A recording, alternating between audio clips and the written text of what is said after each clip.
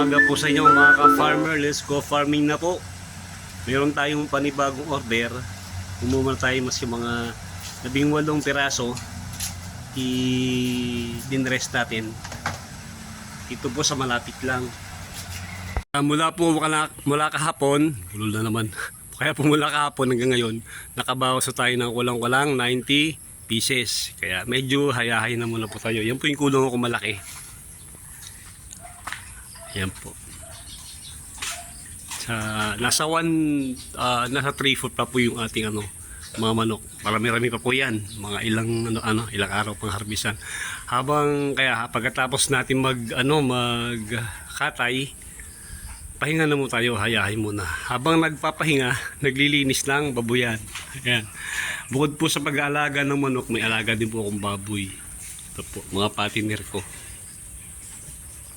Yung kulungan ko po ay may wallow pool para hindi po siya mangamoy, para hindi tayo nakakaperwisyo sa ating mga kapitbahay. Ang wallow pool po kasi nakakabawas ng amoy ng dumi ng mga baboy. Kasi nung mga nakaraan po nag-alaga po ako, away pa, patali-tali lang. Hanggang sa nagamay ko na po yung pag-aalaga. Nung medyo nakakaipon na tayo sa pag-aalaga ng manok, nagsadya tayo ng kulungan ng baboy. Ito po, dalawang pitak po yan. Kasa po dito ay tig 13 heads na patiner. Ayan po. Ito po yung isa. Nagkasakit po kasi ito eh. Kaya hindi walay ko. Nakakatuwa po dun sa ating mga sinishare na video. Karamihan po ng mga nakita kong nagbo-view sa mga sa mga vlog natin.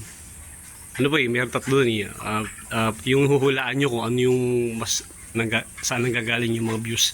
Philippines, United States, tapos United Arab Emirates. Saudi Arabia po, parang ganun. Sayo na po yun, Saudi Arabia. Kinli ko Philippines, akala ko kasi karamihan ng mga viewers ko. May mga viewers naman po tayo, maski paano, mga ka-farmer. May mga naniniwala sa atin. Di pag-click ko, mali. Ang lumabas sa yun doon po sa Middle East. Bigla na antig yung puso ko. Kasi po, ang misis ko po, 12 taon sa abroad bago siya nag-forgo dito. Kaya nag-settle po kami. Naglagay kami ng maliit na farm dito sa Lucena City. Na parang karamihan ng mga kababayan natin nasa bansang Saudi Arabia, talagang naghahanap sila ng paraan para makapagpundar o makapagsimula ng paghahanap buhay dito sa Pilipinas. At alam ko din po na napakahirap ang sitwasyon kapag malayo ka sa mahal mo sa buhay. Kasi misis ko po, halos 12 years po siyang nasa abroad. Yun nga po, nagagalit pa sa akin, sige magsimula ka na maggawa ng ng hanap buhay dyan. At gusto ko nang umuwi. Kaya yung mga OFW kasama natin, kumbaga alam ko po nakaka-relate po ako sa nararamdaman ninyo.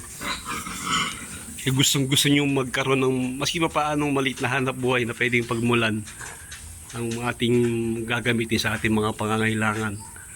At ito po aming tawagin ko na mini farm ay nasa 4 na taon na.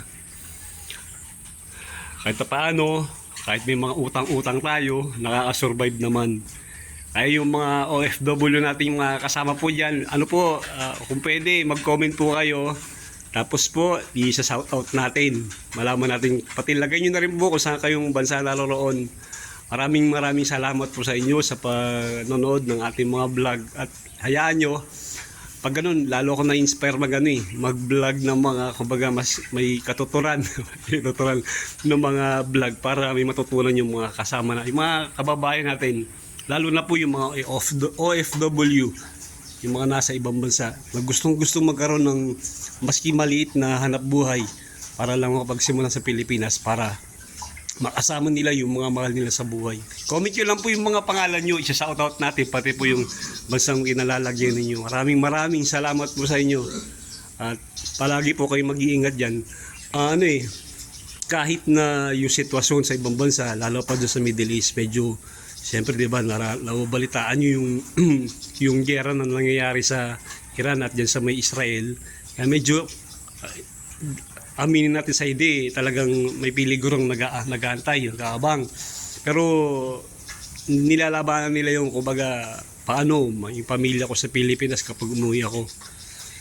Di ba, ganun po sila eh. Ganun sila katapang. Kaya mabuhay po kayo mga ka-farmer.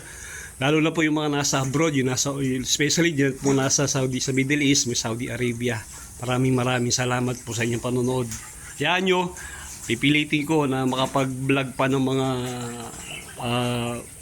agricultural na mga paghanap buhay na nakaugnay sa agriculture para magkaroon kayo ng iba pang basehan sa pagpili ng hanap buhay na gusto nyong pasukin kapag nag-for good no po kayo dito sa Pilipinas. Maraming salamat po sa inyo.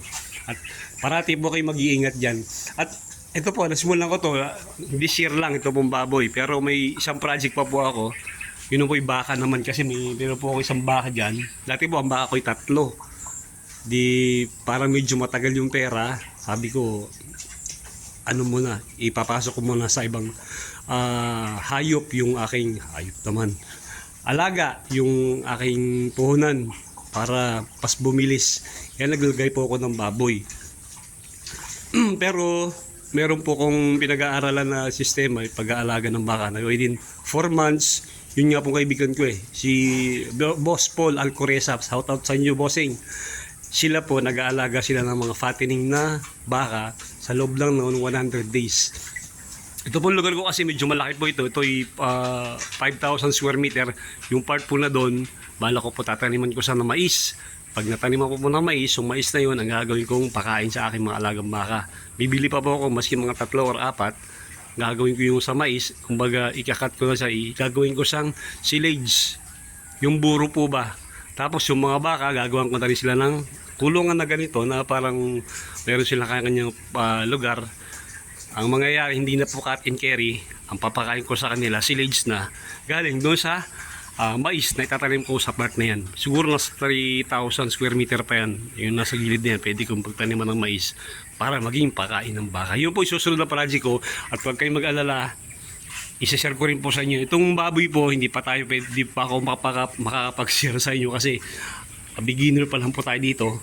Pero lahat ng mga makukuha ng impormasyon, isa-share ko rin po sa inyo. Lalo na po doon sa ating mga OFW na viewers na talagang naghahanap o nag-iintay ng pwedeng paghanap buhay na pagsimula ng hanap buhay para maging for good na sila. Or para yung kanilang mga mahal sa buhay dito sa Pilipinas ay mayroong pagkakitaan. Maganda po yan habang nandiyan pa kayo sa abroad. Kung meron mo kayong taong pagkakatiwalaan para magkasikaso ng hanap buhay dito sa Pilipinas, ipagtiwalaan nyo po.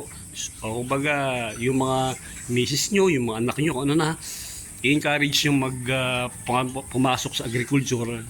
Ito po kasi, kumbaga, pag-aalaga pa lang ng baboy, meron pa itong mga pwedeng gawin, mas pwede kayong kumita na mas malaki bukod sa pag-aalaga ninyo. Pwede kayong magpa-iwi. Pag nagpa-iwi kayo, at least, mga tigsa 10 heads, kada kaibigan nyo, paiwihan nyo, doon pwede pa kayong kumita. Kasi sa akin po, itong lugar ko ay hindi pwedeng maraming alagang baboy kasi baka tayo ay pabarangay.